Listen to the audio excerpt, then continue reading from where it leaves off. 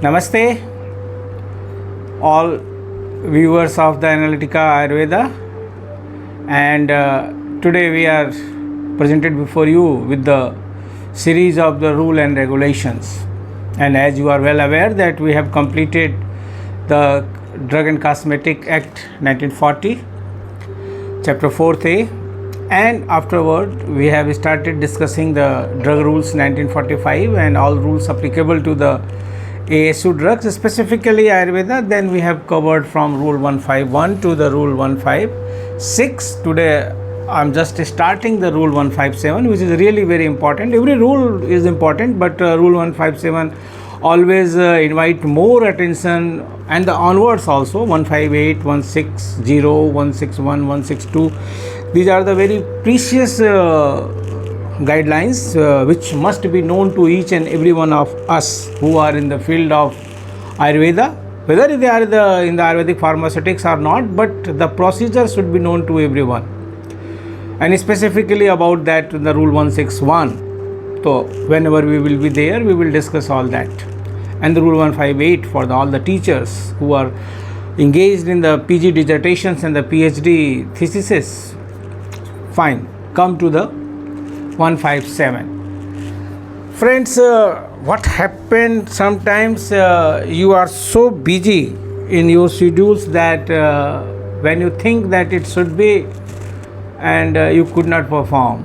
So it happened with us yesterday on Friday. Generally on the Monday we will do the all regarding as per our schedule, that is specifically I can say that is Friday for the Monday, but due to some technical reasons and the engagements in the different kinds of the meeting of the Banaras Hindu University, I just could not manage the time.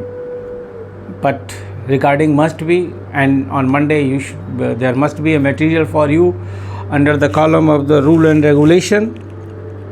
So my team started working right now in the very much morning of the, you can say it's about 8:30, and we are before you. So the rule and regulation and the 157. Just open your book, the first point, and yes, your book is open now. Now read. The conditions for the grant of a license in Form 25D. It is the heading, right? And then it is written that before a license in Form 25D is granted, the following conditions shall be compiled with the applicant. जब आपको licence मिलने की बात आ गई है और आप deserve कर चुके हैं कि आपको लाइसेंस अब मिलना चाहिए, आप तैयारी कर चुके हैं, आपकी कंपनी तैयारी कर चुकी है, तो अब आपको उसके पहले की जो बातें हैं वो हम लोग रूल 156 में भी बहुत अच्छे से डिस्कस किए हैं कि कैसे इंस्पेक्शन की प्रोसीजर होगी, कैसे रिपोर्टिंग होगी, कौन जाएगा, कब जाएगा, कैसे फ़ीस जमा करनी है, ये सब चीज़ें आपसे डिस्कस हो चुका है. अब फाइनल 157 पर बात करते हैं. तो इतने कागजात आपके पास तैयार होने चाहिए और तब आपको लाइसेंस मिलेगा. तो 1 क्या कहता है ये? The manufacture of Ayurveda, Siddha और Unani shall be carried out in such premises and under such hygienic conditions as are specified in schedule T. तो अभी तो आपको बेयर करना पड़ेगा कि शेड्यूल टी में क्या है, कैसे है, वो जानने के लिए.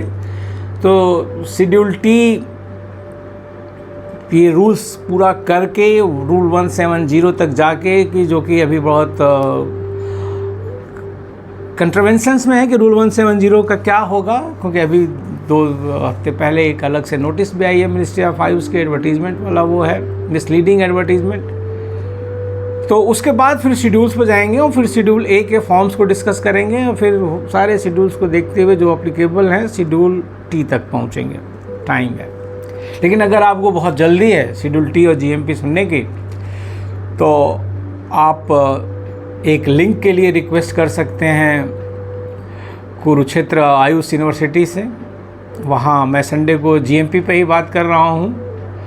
वहाँ के honourable vice chancellor professor KS. Dhiman साहब का आदेश हुआ कि आप 1 अक्टूबर को 12 से 1 के बीच में GMP पर हमारे जितने भी उनके PhD के रिसर्च स्कॉलर्स हैं उनके बारे में वार्ता करिए, मुखातिब होइए। तो हमने कहा ठीक है सर, जैसा आपका आदेश।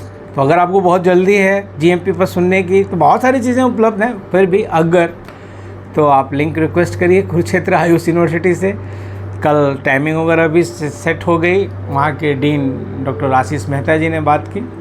तो GMP पर हम 12 से 1 अक्टूबर को आप मतलब छात्रों के बीच, वो छात्र ही हैं सभी जिनके बीच मुझे बोलना है, वो सब वहाँ के PhD रजिस्टर्ड हैं कुरुक्षेत्र यूनिवर्सिटी के, और शायद वो कोर्स वर्क के अंतर्गत या जैसे भी है उन्होंने इसको प्लान कर रखा है। तो if you wish to do you can, but अभी हम शेड्यूल टी पर आपके लिए बोलने में मुझे कम से कम 2 महीने का समय लगेगा, तब मैं आपके लिए शेड्यूल टी पर बात करूँगा। क्योंकि अभी इस बीच मुझे रूल 170 तक जाना है, और उसके बाद शेड्यूल्स में भी अच्छा समय लगेगा। शेड्यूल टी आते आते चले तो 2 महीने से ज़्यादा लगेगा, क्योंकि एक एक मुद्दे को, एक एक शब्द को समझना होता है, और उसमें हम कोई कोताही नहीं करते हैं। चलिए तो आगे बढ़ते हैं। आपने पढ़ लिया कि ये मैन्युफैक्चरर को शेड्यूल टी की कंडीशंस पूरी करनी होंगी, तब उसे लाइसेंस मिलेगा। फिर ये फर्स्ट ए क्या कहता है कि for issuing of the certificate of good manufacturing practices the licensing authority shall verify the requirements as per schedule T and issue the good manufacturing practices certificate in form 26E1।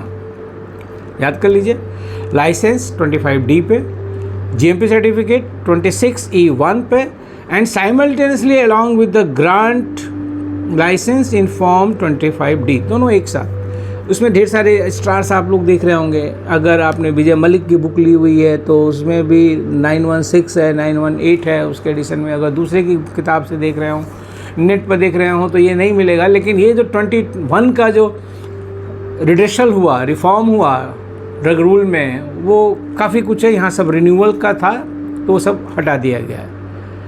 चलिए अब first B पर आते हैं कि no manufacturer shall use any prefix और suffix with the name of any Ayurveda, Siddha, Unani, Tibb drugs falling under class A of the section 3 of the act except as described in the authoritative books specified in the first schedule of the act.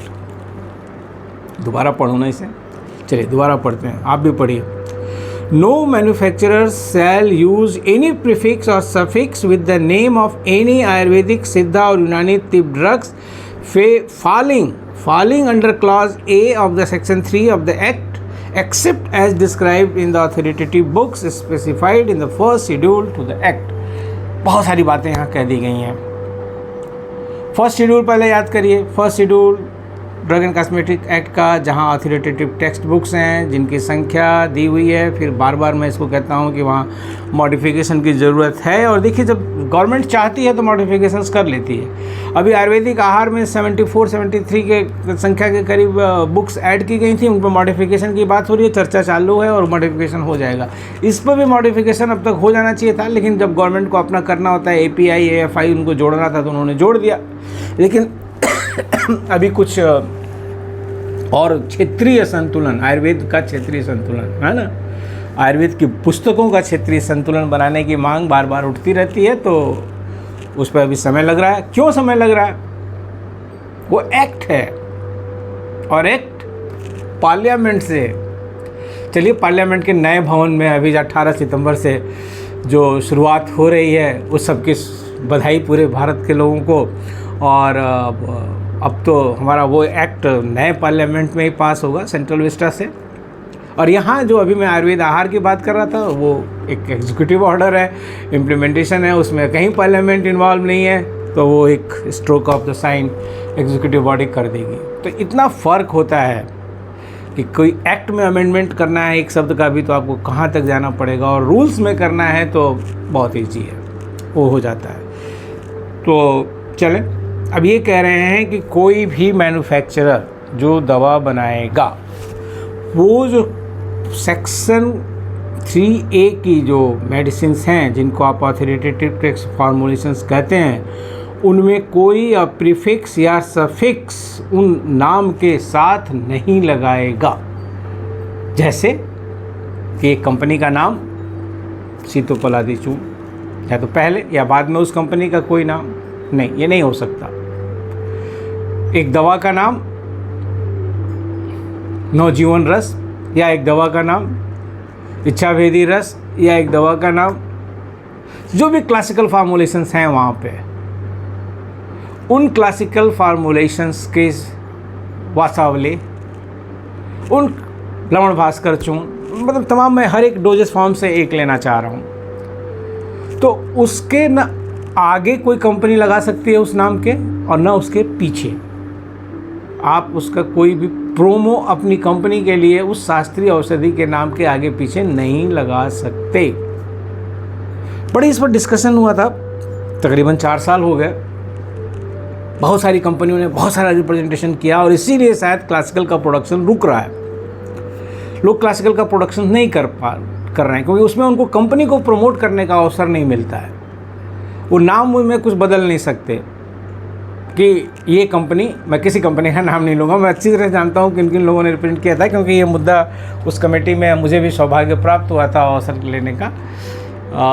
तो ये एक, और मैं उन लोगों के समर्थन में था कि नहीं, इन शास्त्रीय औषधियों के नाम के साथ खिलवाड़ नहीं होना चाहिए, और वो बात सरकार ने मानी, और शास्त्रीय औषधियों के नाम शास्त्रीय ही रहने चाहिए, उसमें कोई भी तुकबंदी किसी कंपनी के नाम के साथ आगे चाहे पीछे प्रीफिक्स और सफिक्स नहीं होनी चाहिए।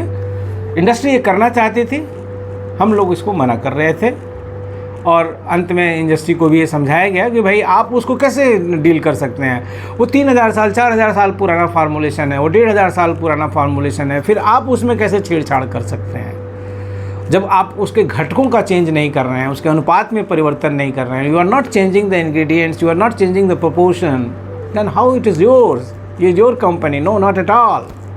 तो ये बातें थी। और फिर अगर आप उसमें कुछ चेंज करते हैं इंग्रेडिएंट्स में, चाहे प्रोपोर्शन में, you go to the section 3H, वो आपकी प्रॉपर्टी और पेटेंट मेडिसिन होगी, आप उसको जितना चाहे उतना प्रमोट करिए। तो ऐसा लोगों ने किया, मिलते जुलते नाम रखे और अच्छा प्रमोशन कर रहे हैं। तो इसीलिए शायद ये रेशियो इस समय, तो अभी उस समय 80-20 का था, अब 90-10 का हो गया है। 90% सेक्शन 3H का प्रोडक्शन हो रहा है, और 3 का तो ओनली 10% ही। तो चले आगे बढ़ते हैं। Provided that a formulation with any specific name described in the authoritative books may be named on the basis of the ingredients of that formulation. ये थोड़ा कंट्रोवर्शियल है और इसका लोग मिसयूज करने की कोशिश की है, लेकिन नहीं हो पाता है। इन्होंने कहा कि आप प्रीफिक्स सफिक्स कहाँ थोड़ा सा लगा सकते हैं, जब आप कोई स्पेसिफिक नेम जो कि ऑथोरिटेटिव टेक्स्ट में है और उसके साथ इंग्रेडिएंट्स भी उसके नाम के साथ लगे हुए हैं, जैसे व्याघ्री हरितकी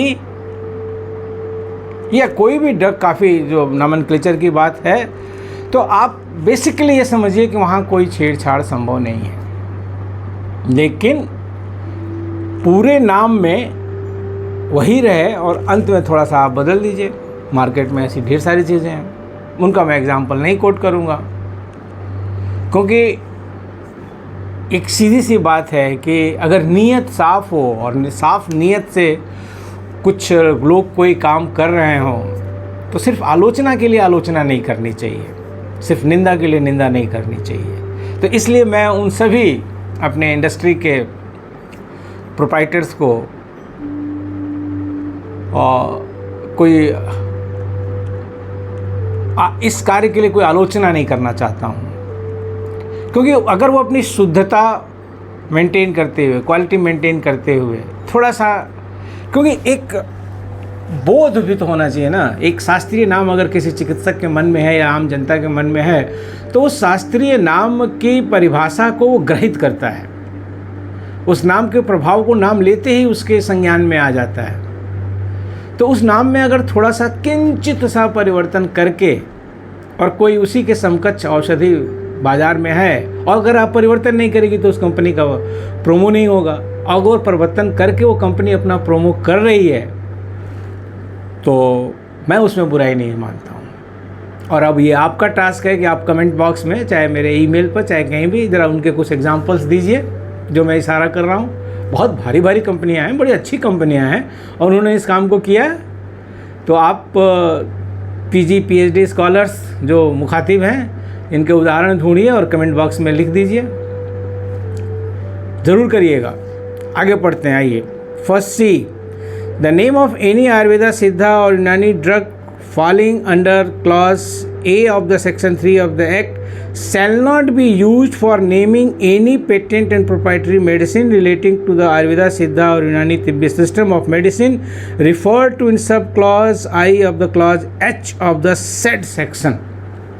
यही बात मैंने आपको कही, यही बात मैं थोड़ा बता रहा हूँ कि कोई भी ये क्लासिकल नाम का पूरा उपयोग हूबहू डिट्टो रिप्लिका नहीं हो सकता, ठीक। बाकी थोड़ा सा चेंज करके आगे भी ये बात कहते हैं, provided that this rules can not be applicable for single plant ingredient based Ayurvedic Siddha Unani Tibb formulation licensed और to be licensed as a patent और proprietary medicine under the sub clause 1 of the clause H of the section 3 of the act। अब भाई single name है तो क्या classical क्या patent, ashwagandha is ashwagandha, shatavari shatavari, amalaki is amalaki, neem is neem, तो वो तो लिखना ही पड़ेगा ना। हिमालय की नीम, डाबर की नीम, दूध पापेश्वर की नीम, मतलब ये सारे प्रोडक्ट्स, आयुर्वेद साला कुट्टकल का अश्वगंधा, ये तो जो सिंगल, पूरी हिमालय की तो पूरी सीरीज ही है अलग अलग, सबकी कास्ट भी अलग अलग है, वो तो उनका ब्रांड ही चलता है। एक हिमालय एसेंशियल है, हिमालय अब्रॉड के लिए है हिमालय, और एक ही, और उनके क्वालिटी में शायद अंतर है, या आप जो ऑर्गेनिक वाले लोग हैं उसके बहुत सारी चीज़ें प्रोड्यूस कर रहे हैं और सिंगल एक्सट्रैक्टेड कैप्सूल आ रहे हैं। अरे आप वहाँ तक भी चले जाइए, यहाँ मैं नाम ले सकता हूँ, SDM उडुपी में जाइए, वो लोग भी सिंगल प्लांट का एक्सट्रैक्ट बहुत अच्छा मार्केट कर रहे हैं, बहुत अच्छी क्वालिटी से कर रहे हैं, बहुत अच्छी क्वालिटी से कर रहे हैं। I congratulate and wish all the best to the SDM कि एक एकेडमिक इंस्टीट्यूशन होते हुए भी वो एट पार जाते हैं कॉरपोरेट के। This is the point I am making, one academic institution is competing with the corporates, right? It's a point of appreciation, and I appreciate the management of the SDM Udupi and as well as the pharmacy manager Dr. Muralidhar Ballal. Yes, you are doing wonderful, amazing. And rest all, many my co-learners are there in the different in Ayurveda Sala, Kutikal, Mr. Arun, many more. मैं सबका नाम ले सकता हूँ। हर company में हमारे मित्रगण हैं जो कि इन चीज़ों को देखते हैं, करते हैं, मैन्युफैक्चरिंग में जुड़े हुए हैं, क्वालिटी में जुड़े हुए हैं। मैं एक तरफ से एक सोचता हूँ कि एक दिन इसी पर अलग से वो वीडियो कर दूँ कि हाँ किस किस कंपनी को कौन कौन अपना अच्छा कंट्रीब्यूशन दे रहा है। एनीवन, कहीं से भी कोई भी, सब जगह अच्छी चीज़ें चल रही हैं।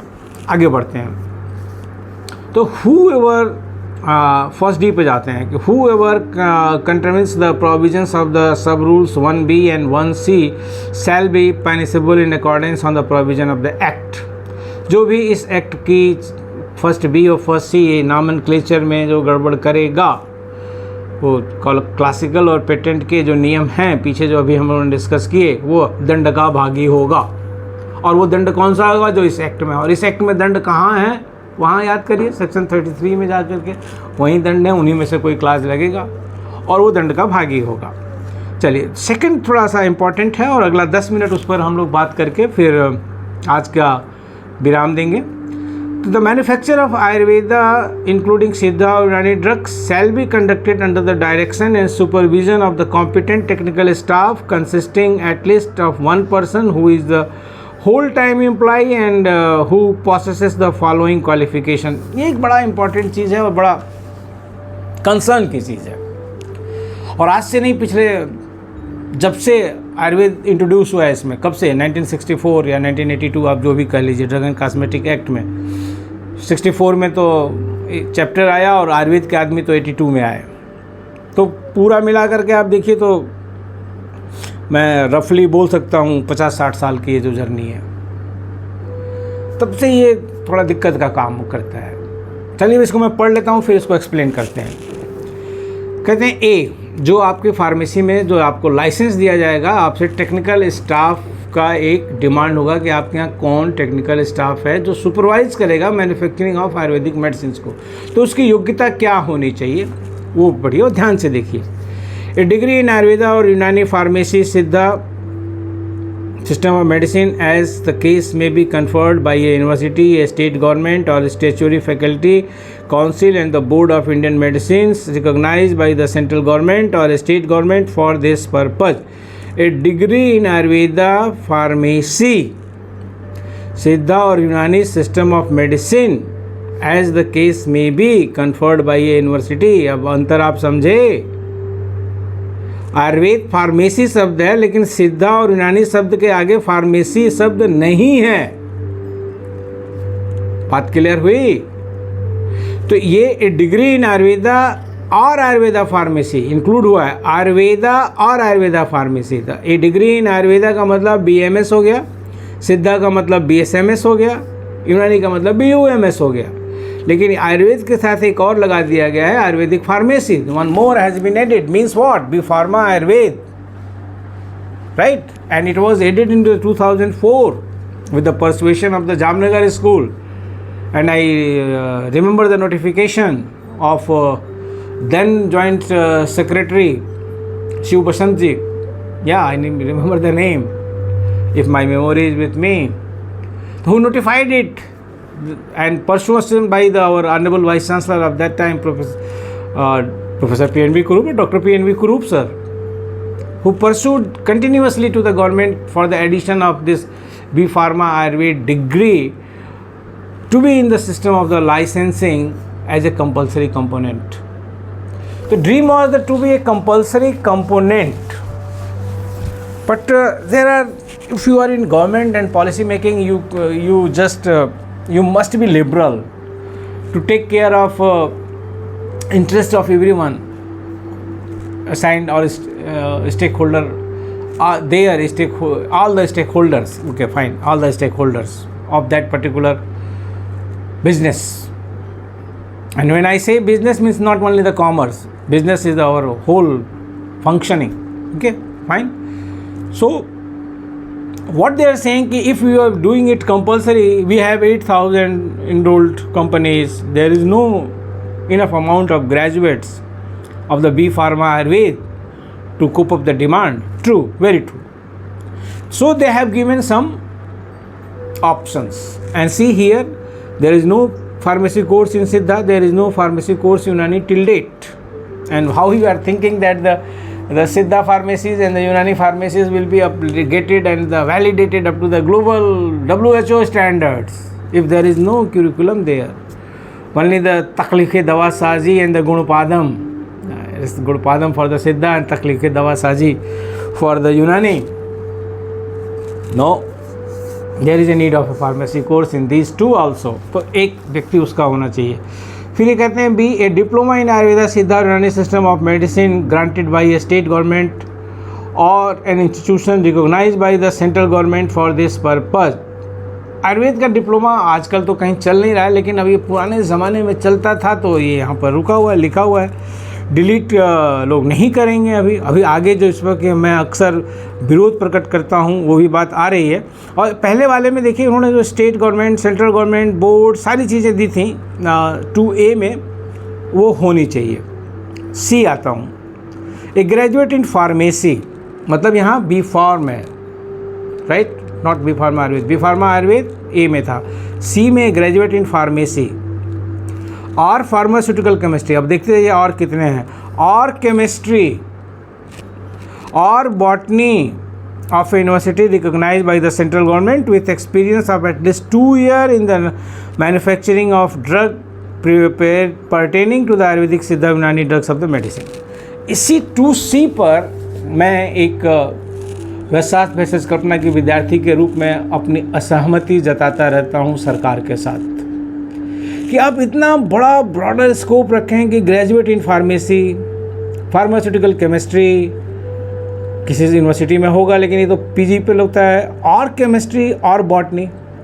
अब BSc chemistry, BSc botany, manufacturing कितना जानता है, फिर आपने कह दिया कि उसको 2 साल का एक्सपीरियंस होना चाहिए। अब वो 2 साल का एक्सपीरियंस किसके द्वारा सर्टिफाइड होना चाहिए, कहाँ का होना चाहिए, कब आप मानेंगे, उसका कोई गाइडलाइन नहीं है यहाँ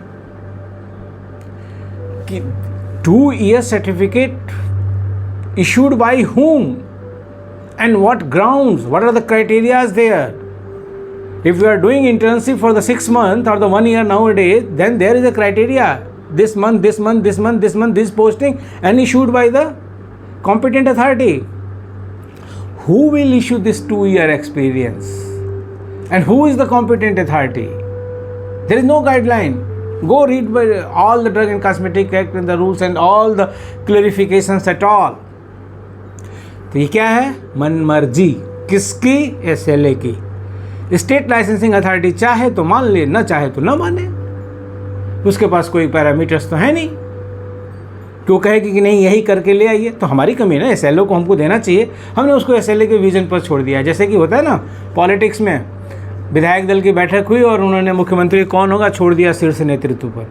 वही हाल है यहाँ कि बैठक कि अब वो एक्सपीरियंस कैसा होगा, और बॉटनी, केमिस्ट्री, अरे भाई BMS तो उतनी मात्रा में आ ही रहे हैं, BSMS तो उतनी मात्रा में आ ही रहे हैं, BUMS तो उतनी मात्रा में आ ही रहे हैं। अगर जहाँ फार्मा आयुर्वेद नहीं है तो उनको कंपलसरी करो। वो जो ग्रेजुएट्स हैं वो तो अपने 3rd ईयर में या तकलीफ के दवा साजी और रसायन विशेष कल्पना और गुणपादम वो तो पढ़ के आ रहे हैं। They have been exposed for the practical examination of the making of the manufacturing of their own respective system of the medicine. Why not they have been given opportunity? They are much better in the comparison of these botany and the chemistry graduates. Why this? It should be removed. Okay, fine. अब थोड़ा सा और बड़ी controversy की बात आती है। A और D को देखिएगा, just compare A and D. D is what? A vaidya और hakim registered in a state register of the practitioners of indigenous system of medicine having experience of at least 4 years in the manufacture of Siddha और Unani drug, और a qualification of pharmacist in Ayurveda including Siddha or Unani system of medicine processing experience of not less than 8 years in the manufacturing of Ayurveda or Siddha or Unani drugs as may be recognized by the central government। अब ये D और E को देखिए और इसको tally करिए A से और B से, A B और ये D और E। C को तो अभी छोड़ दीजिए, उस पर तो विरोध है, लेकिन A D प्लस E, इसका ज़रा लीगलिटी पर जाइए, इसके लीगल लैंग्वेजेस पर जाइए। आप एक डिग्रीधारी को पुराने ज़माने के डिप्लोमा के समक्ष भी आपने, अरे वो तो डिप्लोमा तो B पे था, मैं D पा रहा हूँ। ए वैद्य और हकीम रजिस्टर्ड, एक डिग्री और डिप्लोमा को इक्वलिटी की गई है, वो एक और दूसरा इशू है। ए वैद्य और hakim registered in a state register of practitioner of indigenous system of medicine having experience at least 4, फिर एक्सपीरियंस का मॉडल क्या है पता नहीं, इन द मैन्युफैक्चर ऑफ सिद्धा यूनानी ड्रग्स, ठीक है। अब फिर वही क्वालिफिकेशन है जो फार्मासिस्ट इन आयुर्वेदिक यूनानी सिस्टम ऑफ मेडिसिन, जो कि कभी यूनानी और सिद्धा में तो मैंने नहीं सुना अभी, नॉट लेस देन 8 year। अब ये कौन लोग हैं, ध्यान जा रहा है कहाँ पे, वो फार्मासिस्ट जो अपॉइंट होते हैं डिस्पेंसरीज पर, वो फार्मासिस्ट जो अपॉइंट होते हैं आपके 50 बेडेड हॉस्पिटल पर, आयुर्वेद सिद्धा और यूनानी के जो डिस्पेंसर हैं, जो फार्मासिस्ट हैं, उनकी बात हो रही है, जिनकी क्वालिफिकेशन वो pharmacy graduate degree by university recognised by central state government नहीं है। Is it clear to you everyone? ऊपर ए में क्या था, degree in pharmacy, Ayurvedic pharmacy recognised by the central government, state government, board, university, it's all provisions. Here ये pharmacist कौन से dispensaries पर, 50 बेडेड हॉस्पिटल्स पर या 15 बेडेड हॉस्पिटल पर, उन लोगों के लिए ये बात कही जा रही है कि अगर उनको 8 साल का एक्सपीरियंस है मैन्युफैक्चरिंग का और वो recognise by the central government, अब वो रिकॉग्निशन की प्रोसेस क्या है भाई, आप गवर्नमेंट में जॉब कर रहे हैं तो अब यही है कि अब सेंट्रल गवर्नमेंट उनको किस तरीके से रिकॉग्नाइज कर रही है, इस पर भी एक क्लैरिफिकेशन मांगा जाए DCC ड्रग कंट्रोल सेल से, एडवाइज़र साहब से वहाँ कि साहब आप इसको कैसे करते हैं ज़रा बताइए। आप में से कोई मांग सकता है तो मांगे, मैं तो थक गया हूँ मांग मांग करके। मिल जाए तो मुझे भी बताइएगा कि वो क्या मैकेनिज़्म है जिसमें कि वो सेंट्रल गवर्नमेंट उनको रिकॉग्नाइज करती है। खाली वो इनका अपॉइंटमेंट ही अगर मैकेनिज़्म है, ओके फाइन, एग्रीड, फाइन, लेकिन स्टेट गवर्नमेंट्स को क्यों नहीं लिया गया। अच्छा, अब चलिए third, the competent technical staff to direct and supervise the manufacture of Ayurveda drugs shall have qualification in Ayurveda and the competent technical staff to direct and supervision the manufacture of Siddha drug और Unani drugs shall have qualification in Siddha और Unani drugs as the case में B. तो ये जो competent लोग हैं from 2 में ए से लेके ई तक, विद ड्यू रिगार्ड, गवर्नमेंट ने तो इन सब लोगों को बराबर मान लिया है, लेकिन एक छात्र, विद्यार्थी, शिक्षक होने के चलते मैं इन सब लोगों को एक बराबर नहीं मान पा रहा हूँ, क्योंकि ज़मीन आसमान का अंतर है इनकी योग्यता में, इनके स्टडी पीरियड में, इनके एक्सपीरियंसेस में। और जो व्यक्ति जो काम ए वाला कर लेगा वो काम ई वाला तो नहीं कर पाएगा। ब्रिलियंट, एक्स्ट्रा ब्रिलियंट लोग होते हैं, आउटस्टैंडिंग ब्रिलियंसी वाले लोग होते हैं जो सबकी कान काट देते हैं, तो वो तो रेयर है ना। और रेयर से रूल थोड़े बनता है, रूल यूनिवर्सल से बनता है, रेयर से रूल नहीं बनता कभी भी। तो आज इतनी ही चर्चा, जागरूक होइए, आपका अपॉर्चुनिटीज़ जाती हैं मार्केट में। BSc बॉटनी बहुत से अवेलेबल हैं और कंपनी उनका डिग्री सर्टिफिकेट ले करके और लाइसेंस ले लेती है। मैं टॉप 50 या टॉप 10 की 50 तक जाता हूँ, टॉप 50 कंपनियों की बात नहीं कर रहा हूँ 8000 में से। 8000 में वो 50 ऊपर की बात नहीं कर रहा हूँ, वो तो बहुत अच्छे हैं। मैं उन 7500 की बात कर रहा हूँ जो यही करते हैं, लाइसेंस लेने के लिए फैमिली के या कहीं से भी एक तो सर्टिफिकेट लगा दिए और वो कभी कंपनी में नहीं आते। अब वो वहाँ पर NCSM नहीं है ना बायोमेट्रिक लगवाने के लिए। यहाँ तो रूल कह रहा है, बड़ा ज़ोर ज़ोर से कह रहा है 3157 का 3 कि नहीं, उनके सुपरविज़न में ही बनना चाहिए। वो तो बस लाइसेंस के समय पर लेने पर उनकी डिग्री लगी, वो दिखाई थोड़े देते हैं। हकीकत है, यही हकीकत है। पुराने तो जो वैद्य जी वाला सिस्टम था, अभी जारी है रजिस्टर्ड मेडिकल प्रैक्टिशनर पर, कोई होगा तो होगा। मैं ऐसा जानता हूँ, ये 1997 की बात है, एक बड़ी नामी गिरामी कंपनी, नाम लेने से परहेज करूँगा मैं, उसके यहाँ हमारे एक MD आयुर्वेद ग्रेजुएट गया, पोस्ट ग्रेजुएट, उनके डिमांड पे कंपनी ने कहा कि आप हमारे यहाँ अपने किसी PG को भेजिए। 1998 में जो हमारे टीचर्स थे, हमारे गुरुजी हेड साहब स्वर्गीय डॉक्टर SK दीक्षित जी, उन्होंने हमारे उस PG को भेजा वहाँ। वो अवाक रह गया जब बात वेतन पर बात होने लगी। उन्होंने कहा कि हम तो 2500 रुपये देते हैं अपने वैद्य जी को, और वो कभी आते तो हैं नहीं, वो सिग्नेचर कर देते हैं हर प्रोफार्मा पे। और चूँकि आप BHU से हैं, PG हैं, तो आप थोड़ा अच्छा करेंगे, इसलिए हमने आपके सर से बात की थी, आपको इनवाइट किया है, तो आप देखिए क्या हो सकता है। तो वो वही मान के चल रहे थे कि जो 2500 रुपये में 1998 की घटना है, 1998 की घटना है, मैं डेट भी बता सकता हूँ। तो 1998 में जब वो बंदा गया उस शहर में, हमारा PG, तो वहाँ के मालिकान ने कहा, बड़ी भारी कंपनी है भाई, तो वहाँ के मालिकान ने कहा कि हम तो 2500 रुपये वैद्य जी को देते हैं, आप PG हैं तो थोड़ा सा बढ़ा देंगे। तो ये दुर्दशा सिर्फ इसलिए है कि BSc बॉटनी एलिजिबल है, BSc केमिस्ट्री एलिजिबल है लाइसेंस लेने के लिए। तो इसको ध्यान देना होगा सरकारों को, इसको हटाना चाहिए। आप तो कुछ लिखेंगे नहीं। हाँ, जो PG PhD स्कॉलर आप मुझे सुन रहे हैं, कभी आप नहीं लिखते हैं, अभी आपको किसी चीज़ से मतलब नहीं है, आपको हर चीज़ बस पक्की पकाई परोस दी जाए, आप अपने द्वारा कुछ नहीं करेंगे। आई एम सॉरी टू से, लेकिन ये मेरा एक्सपीरियंस है पिछले 23 साल का। कहते कहते थक गया हूँ कि एमडी आयुर्वेद रसशास्त्र भेषज कल्पना वालों, एमडी आयुर्वेद द्रव्य गुण वालों, कुछ तो अपनी जगह सुरक्षित कराओ। CDSCO में कुछ आ रहा है, अब कुछ एडवर्टीजमेंट्स आते हैं एमडी आयुर्वेद रसशास्त्र भेषज कल्पना / द्रव्य गुण, लेकिन अभी उतना ये पता नहीं किस दिन आप में जागरूकता आएगी। एमडी क्रिया शारीर बैठ करके लाइसेंस देते हैं क्योंकि आप चुप हैं। SLA जो बन रही है वहाँ आप अपना नॉमिनेशन नहीं देखेंगे क्योंकि आप चुप हैं, तो आप चुप रहिए। बस आज के लिए इतना ही, फिर 157A पर बात करेंगे। थोड़ा विचार करिए कि आप करते क्या हैं। आप बहुत अच्छे परसेंटेज में बहुत अच्छे मार्क्स लेकर के पास होते हैं, आपको बहुत नॉलेज है, लेकिन आपका उपयोग उस नॉलेज का जहाँ होना चाहिए वहाँ हो रहा है क्या?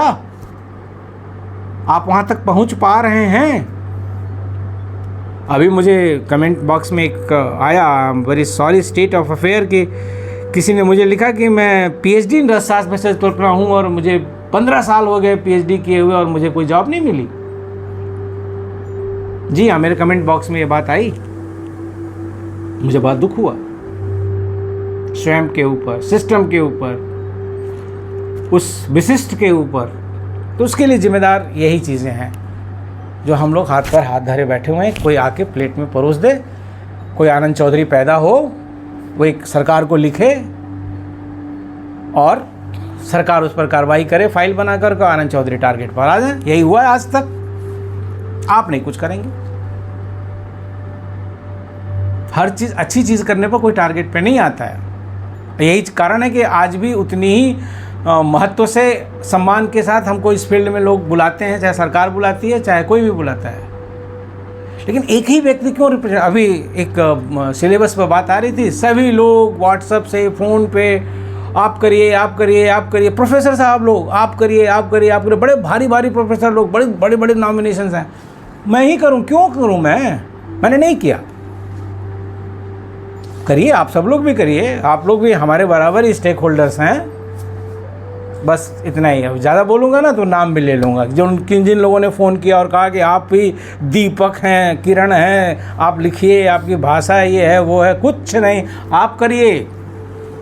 मैं तो जो करना हो यूट्यूब पर कर रहा हूँ, बस छात्रों को अवेयर करने का काम। धन्यवाद। मेरी बातों को गंभीरता से लीजिएगा। सबको जगना होगा, तभी कुछ होगा। फिर मिलते हैं अगले सोमवार को रूल 157A के साथ। थैंक यू, नमस्ते।